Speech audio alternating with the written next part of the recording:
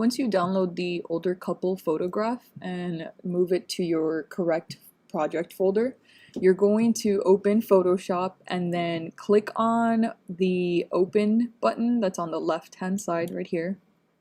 And we're gonna look for that image. So I think it is this, here it is. So I'm showing you a different way to open up files that you download, so using the open folder route in Photoshop, and click open, and here is the image that you downloaded. So first thing we want to do is we want to make sure we make a copy of the original layer. So right now we have one layer, it's locked. We're gonna click and drag it to the plus sign to make a copy, and we're gonna turn this off, keep it locked just so you don't accidentally make any edits or anything. And that way, if you mess anything up by accident, you still have the original right here.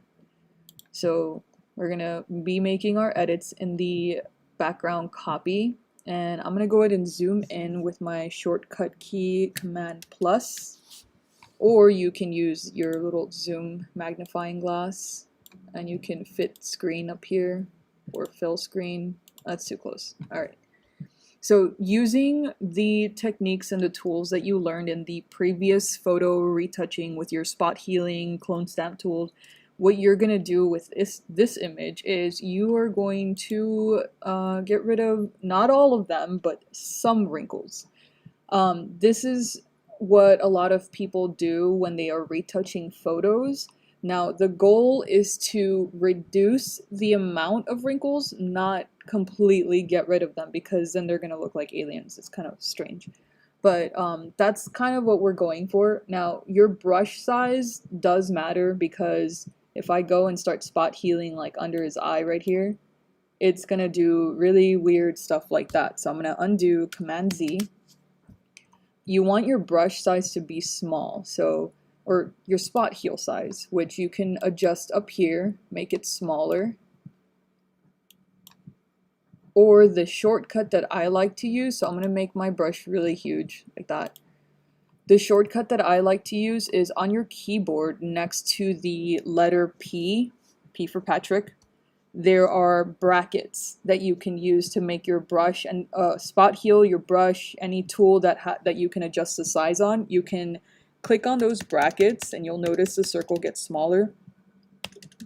So there's two brackets next to the letter P that you can click on to make your brush or selection size bigger and smaller. So now that I make it smaller, I can go in and kind of spot heal a little bit and get rid of some of the wrinkles. Not all of them, because we still want to make sure it looks okay and not too overly photoshopped, which we've all seen those. And so I'm just spot healing little by little. See?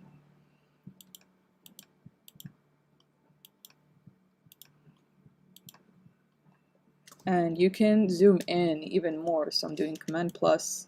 You can even see all the pixels because it's not a very high resolution image. But yeah, that's the goal. Just get rid of some of them.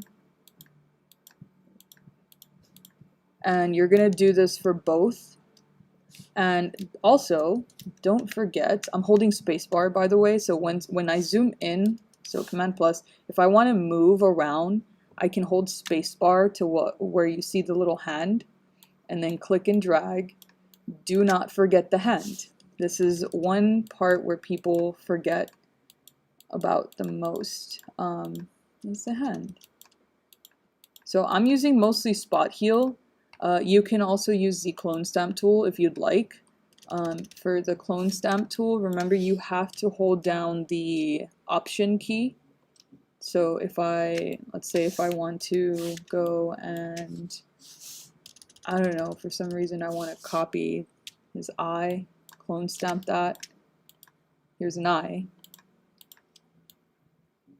So don't do that. I'm just showing you. Clone stamp, you have to hit the option tool on your keyboard to where you get this little icon to clone stamp little parts.